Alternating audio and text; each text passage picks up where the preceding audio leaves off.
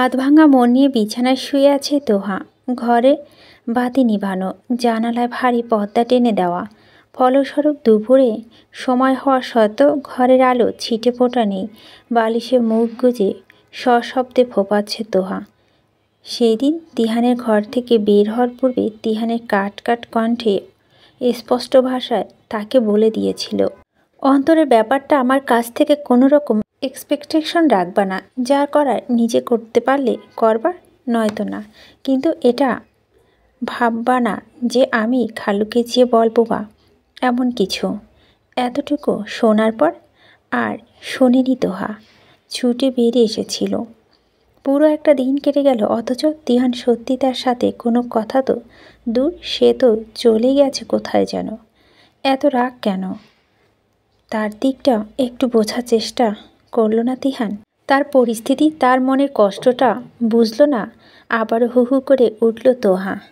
ব্যথায় মাথা ছিঁড়ে যাচ্ছে রীতিমতো। দুপুরের খাওয়ার শেষে ধীর পায়ে বাবার রুমে দরজায় টোকা দিল তোহা। মা এখন রুমে নেই, সে রান্নাঘরে। আরেকবার টোকা দিতে ভিতর থেকে আহরাম সাহেব গম্ভীর কণ্ঠে অনুমতি পেয়ে মাথা ওড়না টেনে দিয়ে জোরে একটা শ্বাস ছাড়ল তোহা।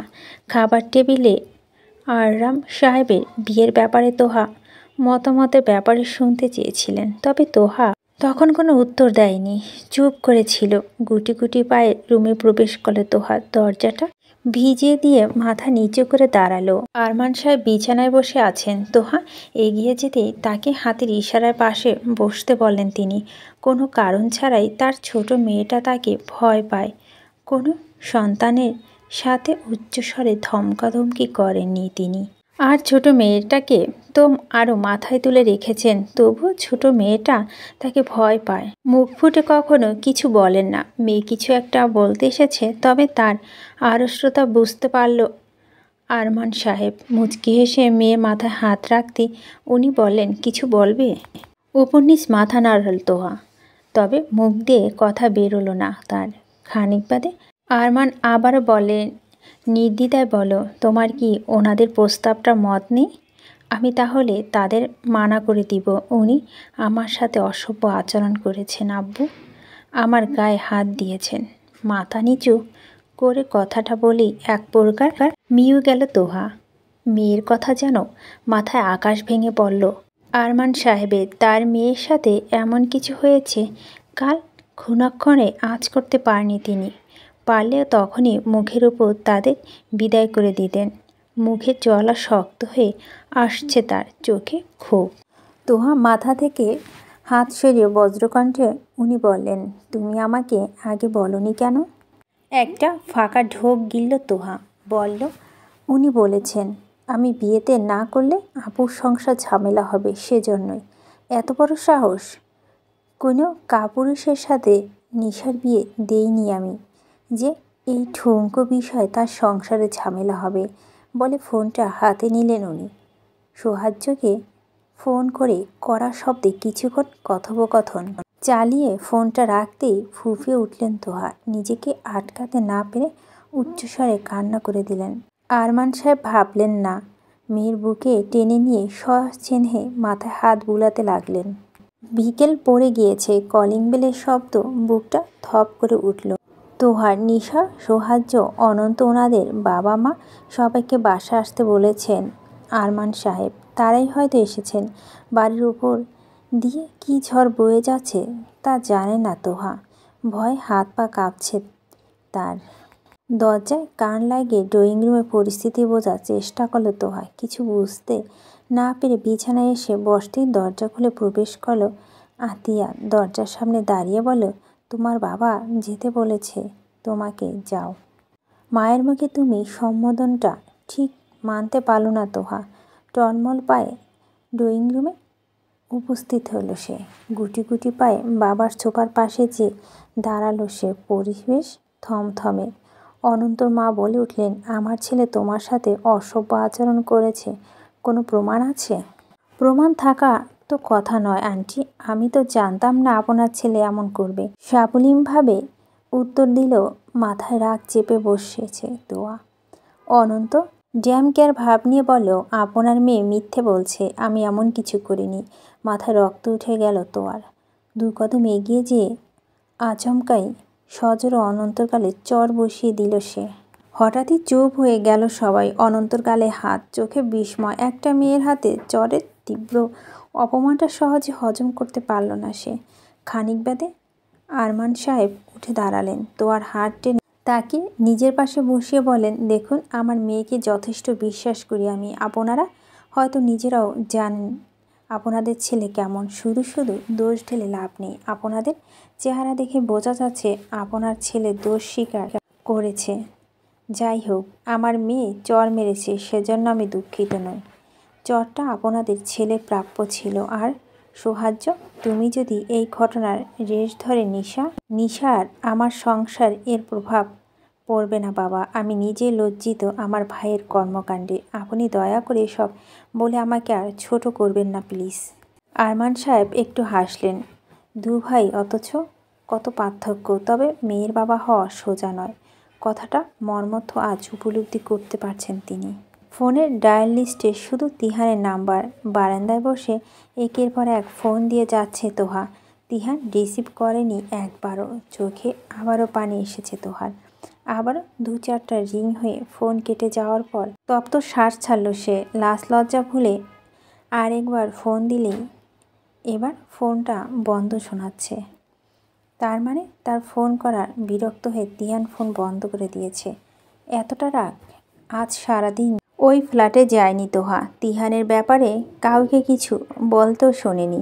এক দৃষ্টিতে কিছুক্ষণ পাশের বারান্দা দিকে চেয়ে রইল তোহা। তিহানের অনুপস্থিতিতে বড্ড পোড়াচ্ছে তাকে, বড্ড বেশি পোড়াচ্ছে। হঠাৎই ডুকরে কেঁদে উঠল সে।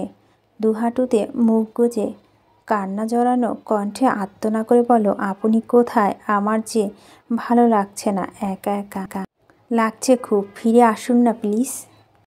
গোটা শহর জুড়ে ঘোর অন্ধকার নেমে এসেছে। রজনী গভীরতম প্রহর বিদ্যমান। আশেপাশে কোনো বাড়িতে আলো জ্বলছে না। রাস্তার হেলমেটের বাতিগুলো অন্ধকার কাটানোর একমাত্র উৎস। মাঝে মধ্যে 2-1টা কুকুর, একঘ্রাসী বাঘ বিদণ্ডায়। তারপর আবারও সব নিশ্চুপ। মাঝরাতে নিস্তব্ধতায় চিরমুহূর্তে ক্যার ক্যার আওয়াজ তুলে আলমারি খুলল তোহা। তার আলমারি জুড়ে তিহানের দেওয়া শাড়ি ঝুলছে। ড্রয়ারের ভিতরে ঠেসে রাখা তিহানের দেওয়া রাশি রাশি কাচের চুড়ি, কানের দুল। এই লোকটা তাকে নিয়ে মার্কেটে গেলে পাগলামি করে এসব কিনে দেওয়ার জন্য। মরিয়া হয়ে ওঠে। এই ভয়ঙ্কর প্রেমিক পুরুষকে মানা করার সাধ্যই নেই তোহার। ফলস্বরূপ আলমারিতে কোনো জায়গা অবশিষ্ট নেই আর। আর আতিয়া যদি বলে এত কিছু কেন কিনেছে, তবে তিহানের সহজ সরল উত্তর, তিহু জেদ করেছে তাই কিনে দিয়েছি। এই নিয়ে এ পর্যন্ত মায়ের কম বকা শোনেনি তোহা। বেশ অনেকক্ষণ যাবৎ একটা একটা করে শাড়ি দেখে সাদা রঙের একটা সুতির শাড়ি হাতে নিল তোহা। সাদা মতো সাদা সুতো কাজ করা, স্নিগ্ধ শীতল মন কাড়া একটা শাড়ি। একটু হাসল তোহা। শাড়িটা পরম যত্নে হাত বুলিয়ে পাশে ড্রয়ার খুলল। লাল রঙের ব্লাউজের সাথে মিলিয়ে 2 মুঠো লাল রেশমি চুড়ি বের করে বিছানার উপর রেখে আলমারিটা খুব আস্তে করে আটকে দিল। এর মধ্যরাতেই শাড়ি পরাটা নিছক ছেলে মানুষই হলেও এটাকে এই মুহূর্তে মন ভালো করার ওষুধ হিসেবে স্বীকৃতি দিয়েছে তোহা। বলা বাহুল্য, আজও সারাদিন তিহানের খবর পায়নি সে। কুচিগুলো গুজে নিয়ে শাড়ির আঁচলটা আলতো করে গায়ে জড়ালো তোহা। কোনো সেফটি পিন ঝামেলা নেই। চুলগুলো আঁচড়ে নিয়ে খোপা করে মাঝখানে একটা খোপা কাটা ঢুকিয়ে দিল। হাতে মাত্র 2টো চুড়ি পড়েছে।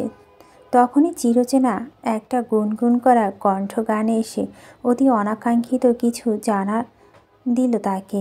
এক পলক থমকাল তোহা। ষষ্ঠ ইন্দ্রিয়র বদলতে ঘটনা অর্থ উদ্ধার হতেই চমকে উঠল সে। ঠোঁট জুড়ে খেলে গেল অবিস্মরণীয় হাসির ঝলক। ছলছলে কাপা পায়ে বারান্দায় যেয়ে পাশের বারান্দায় চোখ পড়তেই একটা কালো সুঠানদেহী অভয়া দেখা মাত্রই চোখ জোড়া পানিতে টলমল করে উঠল তোহার। আর এক মুহূর্তে দেরি করল না সে। উদ্ভ্রান্তের মতো ড্রয়ারে হাতড়ে তিহানের ফ্ল্যাটের চাবি খুঁজে নিয়ে বিনা শব্দে বেরিয়ে পড়ল। বিছানায় ছড়িয়ে ছিটে পড়ে রইল লাল রেশমি চুড়িগুলো। তৃষ্ণার্ত প্রেমিকার প্রণয়ের পিপাসা দেখে যেন তারও বিদ্রুপ করে হাসছে। প্রেমিকের অপেক্ষা বুঝি এতটাই পীড়াদায়ক। মৃদুমন্দ হওয়ায় মন ভাসাতে না পেরে ঘরে যাওয়ার জন্য উদ্যত হচ্ছিল তিহান। পিছনে ঘুরতেই তার পাগলপ্রায় প্রাণপ্রেয়সী হামলে পড়া ধাক্কায় আচমকায় বেসামাল হয়ে পড়ল সে। দু কদম পিছিয়ে রেলিংয়ের সাথে শরীর ঢেকে যেতেই নিজেকে যথাসম্ভব সামলানোর চেষ্টা করল। দুহাতে আষ্টে পৃষ্ঠে তার গাল জড়িয়ে ধরে তোহা, যেন ছেড়ে দিলেই সে আবার পালিয়ে যাবে। পায়ের পাতা সর্বোচ্চ উঁচু করে দাঁড়ানো সত্ত্বেও তোহার মাথা তিহানের গলা অবধি পৌঁছায়নি। বুকের উপরিভাগের সাথে জড়িয়ে আছে। প্রবল কান্নার ধমকে গায়ে পাতলা টি শার্ট ভিজে যাচ্ছে তিহানের। গায়ের সাথে লেপ্টে থাকা পিয়সীর মেয়েলি উষ্ণতা বুকের ভিতর নিদারুণ ঝড়ো হওয়া ইতিমধ্যে বইতে শুরু করে দিয়েছে। কয়েকবার ঢোক গেল তিহান। নিজের পুরুষালিত মনোভাবটাকে সংযত করে আলতো করে তোহার মাথায় হাত রাখলো। ছোট্ট করে বলল, শান্ত হ। তোহা শান্ত হলো না। উপরন্তু গুনে গুনে দুদিন পর তিহানের কণ্ঠে শুনে কান্নার মাত্রাটা হু হু করে বেড়ে গেল তার। কাঁদতে কাঁদতে সে থেমে গেল, বলল, আপনি আপনি কোথায় ছিলেন? আমি তো বলতে বলতে হেঁচকি উঠে গেল তার। মাথা রাখা হাড়টা চুলের ভাঁজে গলিয়ে নিয়ে তাকে থামালো। তিহান নিচু কণ্ঠে বলল, আচ্ছা এখন তো এসে পড়েছি। তার কথাবার্তা কোনো কিছুই কাজে দিল না। তোহার চোখের জলগুলো আছে বাদ মানার নয়। ছোট করে একটা অস্থিরতম শ্বাস ছাড়ল তিহান।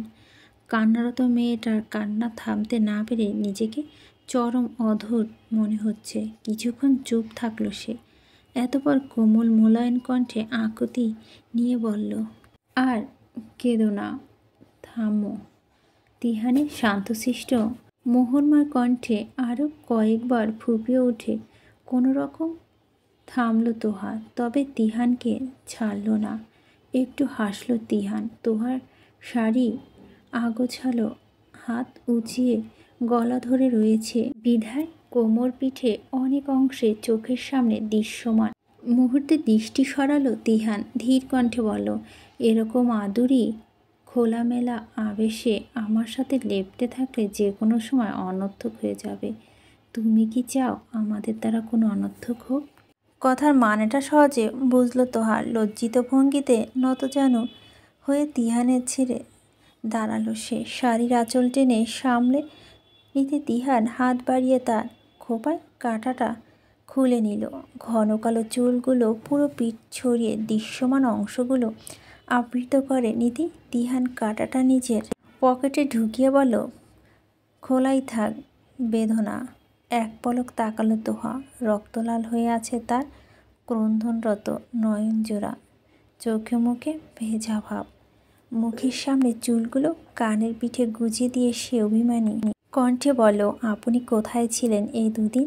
উত্তরে তোহা বাহু ধরে তাকে কাছে টেনে নিয়ে তিহান হাত দিয়ে গাল মুছিয়ে দিয়ে বলল, অফিসের কাজে ঢাকার বাইরে গিয়েছিলাম, জরুরি কাজ ছিল। আমার ফোন ধরেননি কেন? কতবার ফোন করেছি আপনাকে। বলতে বলতেই গলা ধরে এলো তোহার। ঠোঁট কামড়ে কান্না আটকানোর চেষ্টা করে ব্যর্থ হলো সে। চোখের কোণ বেয়ে টুপ করে এক ফোঁটা জল গড়িয়ে পড়ল। ফোন ধরিনি কারণ আমি তখন প্রচণ্ড রেগেছিলাম তোমার উপর। তুমি তো জানোই রাগলে মাথা ঠিক থাকে না আমার। রাগের বশে তোমার উল্টোপাল্টা কিছু বলতে চাচ্ছিলাম না তোমাকে, বুঝতে পেরেছ? স্বাভাবিকভাবে উত্তর দিল তিহান।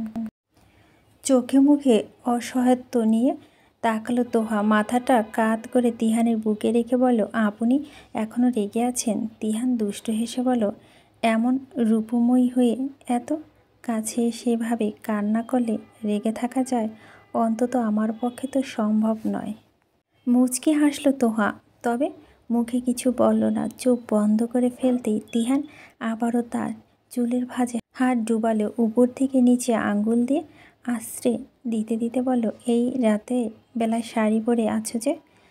এত রাত অবধি জেগে বা আছো কেন? আমাকে দেখলে কি করে? বারান্দায় ছিলে, ঘুমাওনি? আমি দুরাত যাবৎ ঘুমাইনি। তোহার এই ছোট্ট কথাটাতে মনটা বিষিয়ে দিল তিহানের। চুলে আঁচড়াতে থাকা হাতটা থেমে গেল অজান্তে। কণ্ঠে অদ্ভুত একটা ব্যথা নিয়ে সে বলল, খুব বেশি কষ্ট দিয়ে ফেলেছি, খুব বেশি শান্তি দিচ্ছেন এখন। আপনার এই বুকটা অনেক শান্তি জানেন, মনে হয় সারাক্ষণ এখানে ঘুমিয়ে থাকি। ওটা তোমারই, ওখানটা মাথা রাখার অধিকারও শুধু তোমার। একটু লজ্জা পেল তোহা। খানিক বাদে উৎফুল্ল কণ্ঠে বলল, আপনি জানেন অন্তরকে? জানি, সব জানি আমি। এখন আর সব বলতে হবে না। মার থেকে সবটা শুনেছি আমি, আর যথেষ্ট খুশি হয়েছি তোমার উপর। মাথা তুলে তাকালো তোহা। ঠোঁট এলিয়ে হাসতেই তিহানও হাসল। হঠাৎ তোহার হাতে দিকে চোখ পড়তেই তা আঁকড়ে ধরল তিহান। কবজি ধরে তুলে চোখের সামনে এনে সন্দিহান কণ্ঠে বলল, দুটো চুড়ি শাড়ি পরেছে অথচ চুড়ি পরনি কেন? লাল চুড়ি নেই আর? আছে তো, আপনাকে দেখে আর চুড়ি পরার সময় নষ্ট করিনি, না পরে চলে এসেছি। ভুরু বাঁকিয়ে তাকালো তিহান তোহাকে নিজের থেকে ছাড়িয়ে পাশের মোড়ায় বসিয়ে বলল, একটু বসো, তোমার জিনিসগুলো ব্যাগ থেকে বের করে হয়নি, নিয়ে আসি সেগুলো। কথা পিঠে তোহাকে কিছু বলার অবকাশ না দিয়ে রুমে চলে গেল তিহান। হতাশ দৃষ্টিতে সেদিকে তাকালো তোহা। লোকটা না জানি আবার কোন পাগলামি করছে। তিহান ফিরে এলো হাতে বড় একটা ব্যাগ নিয়ে। আরেকটা মোড়া টেনে মুখোমুখি বসে ব্যাগটা তোহার কোলের ওপর রেখে বলল, সেদিন তোমার দুটো চুড়ি চাপ দিয়ে ভেঙে ফেলেছিলাম, বহু খুঁজেও ওই সেম ডিজাইনের পাইনি, তবে এখানে নতুন 20টা ডিজাইনের চুড়ি আছে, সুন্দর লেগেছে তাই নিয়ে এসেছি। তোমার পছন্দ না হলে বলো, বদলে আনবো নে। আর একটা শাড়ি আছে, ভালো লাগলো তাই নিয়ে আসলাম। আপনি কি পাগল নাকি? এত কিছু কোথায় রাখবো আমি? চিন্তিত বিস্মিত কণ্ঠ তোহার। তিহান হেসে ফেলল, বলো, সেটা তোমার ব্যাপার। আচ্ছা দেখি, দাও তো, এখানে লাল চুড়ি ছিল, তোমার হাত দুটো খালি খালি লাগছে। বলে তোহার হাত থেকে ব্যাগটা টেনে নিল তিহান। অনেকক্ষণ হাতের হাত পর্যবেক্ষণ করে অবশেষে লাল চুড়ি ব্যাগটা হাতে এলো তার। ব্যাগটা নামিয়ে রেখে চুড়ি ব্যাগগুলো খুলছে সে। তোহার হাতে যেন নিজের হাতটা মিলি ধরতে আলতো করে তার হাতের ওপর হাত রাখল তোহা। তিহান যত্ন করে খুব সাবধানে তার হাতে চুড়িগুলো পরিয়ে দিল। হালকা ঝাঁকিয়ে নিতে রিনঝিম শব্দ তরঙ্গ, মুখে প্রশস্ত হাসি ফুটে উঠল তিহানের। আপনার গালে কি হয়েছে? হঠাৎই তিহানের গালের মধ্যভাগটা হাত ছুঁয়ে বলল তোহা। শেভ করতে যেয়ে কেটে গেছে। তোহা অপর হাতে পরানো চুড়িগুলো নাড়াচাড়া করতে করতে নির্লিপ্ত ভঙ্গিতে উত্তর দিল। তিহান। তোহা ঝুঁকে গেল অনেকটা, কাটা জায়গাটা বৃদ্ধা আঙ্গুল বুলিয়ে নিজে আর্তনা করে বলল, ইস, কতখানি কেটে গেছে। বলে আরও একটু সামনে ঝুঁকিয়ে তিহান তার গালে হাত রেখে আটকে দিয়ে খানিকটা আহাজারি করে ধরা গলায় বলল, আর কাছে এসো না প্রেমনন্দিনী, তোমার এই মেয়েলি ঘ্রাণটা কবে যেন আমার উন্মাদ হয়ে যায়। কথাটা শোনা মাত্র যায় পর্ণায় তুমুল লজ্জায় ঘিরে ধরল তোহাকে। এক প্রকার ছিটকে সরে অন্যদিকে তাকিয়ে বসল সে। চোখ মুখে কেমন অসচ্ছলতা। তিহানের দিকে তাকানোর সাহস নেই। তিহানের মাথা ঝুঁকে হাসল। তার লজ্জায় বুড় হওয়ার প্রাণভর্মটা চেহারার দিকে তাকালেই মনটা ক্ষণে ক্ষণে ভালো লাগার উচ্চ পর্যায়ে পৌঁছে যাচ্ছে। হুট করে তোহার দুগালে দুহাত রাখল তিহান। নিজের দিকে ঘুরিয়ে নিয়ে চোখে চোখ রাখল। ভরকে গেলে তোহা। তাকে আরও একটু জ্বালানোর জন্য তিহান খালি গলায় মৃদু স্বরে গাইল। গানটি অবশ্য সবাই নিজ দায়িত্বে পড়ে নেবেন।